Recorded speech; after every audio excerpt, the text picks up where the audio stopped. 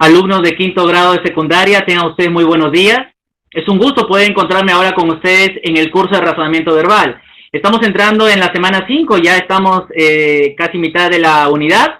El día de hoy vamos a continuar con nuestro tema de razonamiento verbal, pero no sin antes recordarte nuestros valores, ¿verdad? Esos valores que nos van a identificar como personas humanas, el respeto y la tolerancia, valores muy importantes en donde quiera que estemos. Siempre respeta, siempre sé paciente, contigo mismo sobre todo y con el resto también.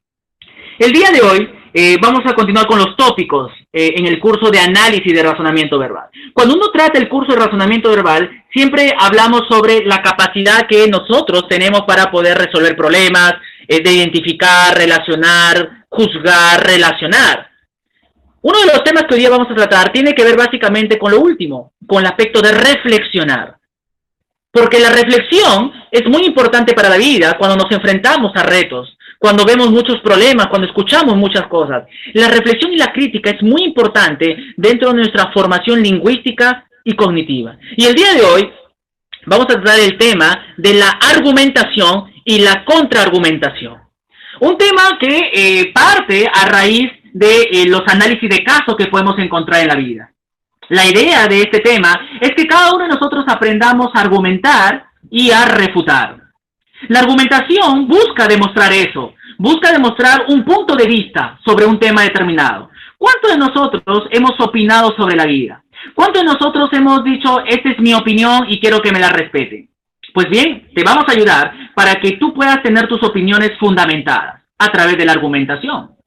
Sin embargo, también existen críticos de nuestras ideas, personas que tal vez no van a estar de acuerdo con lo que pensamos. Ellos van a tener posturas muy diferentes y van a usar contraargumentos. Y es que vamos a aprender un poco sobre esa diferencia entre argumentación y contraargumentación para que cada uno de nosotros podamos fundamentar nuestras opiniones cada vez que alguien nos pide una opinión sobre un tema determinado. ¿Ok, chicos? Vamos entonces primero con la argumentación. ¿Qué es argumentar? Cuando hablamos de argumentar, básicamente nos referimos a dos campos. Uno como variedad discursiva, cuando tú hablas, y cuando tú hablas, tratas de defender una opinión, tu opinión. ¿Cuántos de nosotros queremos defender nuestras opiniones? Entonces la argumentación tiene que ver con defender nuestra opinión, y no solamente defender. Muchas veces queremos persuadir a la otra persona que nos crea lo que opinamos. ¿Ok? Entonces el receptor va a escucharte y va a decir, esto es cierto, ¿no? Tienes razón. Entonces tú vas a usar un argumento para tu opinión, que son pruebas racionales, razonamientos verídicos, apoyados muchas veces en la ciencia o muchas veces en la experiencia humana. Ahora, ese es en el campo del discurso lingüístico, pero cuando ese discurso se convierte en escrito, ese tipo de argumentación se va a llamar texto argumentativo. ¿Ok, chicos? Vamos a ver las partes de este texto argumentativo, la parte de este discurso argumentativo. En primer lugar, presenta una introducción que ahí tú vas a anunciar tu tesis o la idea que quieres tú comprobar. En esta parte de la introducción tú vas a hacer una presentación del tema y tu opinión, ¿en qué estás de acuerdo? En segundo lugar, vas a argumentar el cuerpo argumentativo, que es la parte importante, porque en ella se va a exponer justamente tu tesis ya más detallada, tu opinión sobre el tema y las razones del por qué tú vas a defender tu tema. Y por último, la conclusión o síntesis, que es la parte final, donde también debe ser corto la síntesis y la conclusión, y aquí vas a dejar en claro tu opinión. Nuevamente lo vas a reafirmar y vas a recordar a tus lectores de lo que tú crees, lo que tú defiendes. ¿Ok? Entonces esta es la parte de lo que corresponde al texto argumentativo que está dentro del tema de la argumentación. Ahora, en medio de la variedad de pruebas, de razonamientos cuando nosotros queremos comprobar nuestra opinión, vamos a conocer ciertos tipos de argumentos para ayudarte a que tú puedas tener una opinión más veraz, más sólida. Hay tipos de argumentos. ¿Cuáles son esos argumentos que podemos usar? En primer lugar, el argumento de autoridad. El autor del texto argumentativo recurre para apoyar su tesis, su opinión, a un especialista, o a un intelectual, a un filósofo, a un escritor, a un experto, a una persona reconocida, quizás a un científico.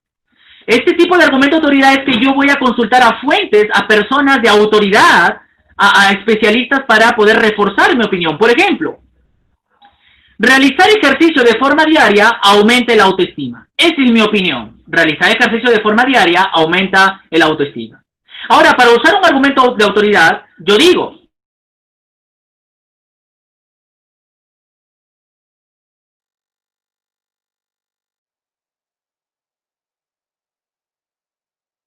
texto argumentativo.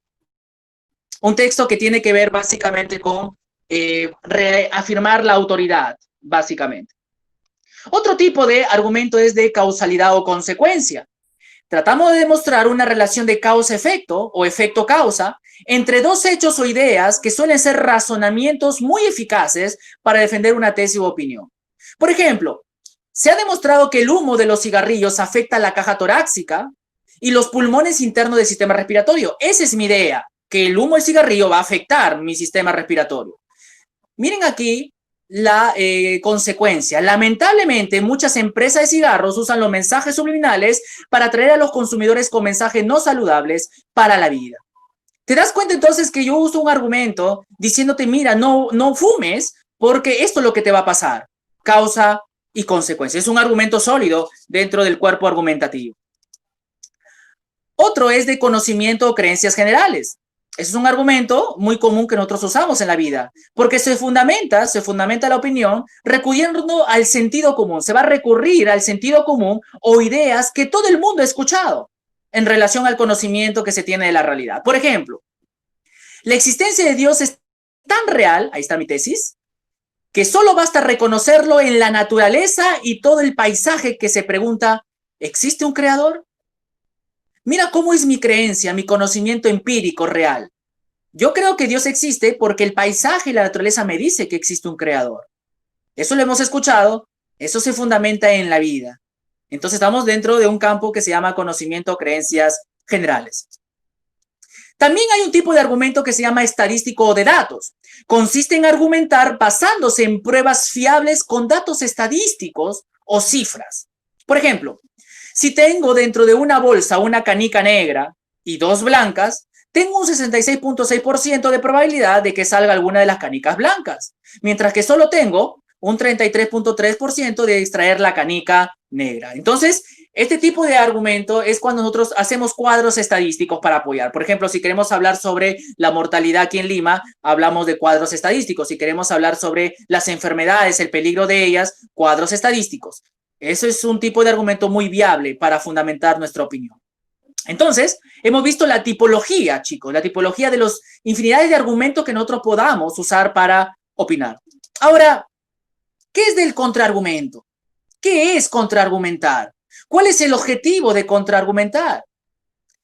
Contraargumentar es ir contra nuestro argumento. Es refutar lo que nosotros pensamos. Es alguien que va en contra de nuestra opinión.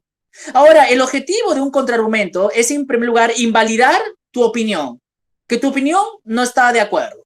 Luego, mostrar su falta de solidez, o sea, buscar las partes débiles de tu opinión, en qué estás fallando. En tercer lugar, mostrar sus contradicciones, o sea, tal vez tu opinión tiene fallas y yo te lo voy a demostrar.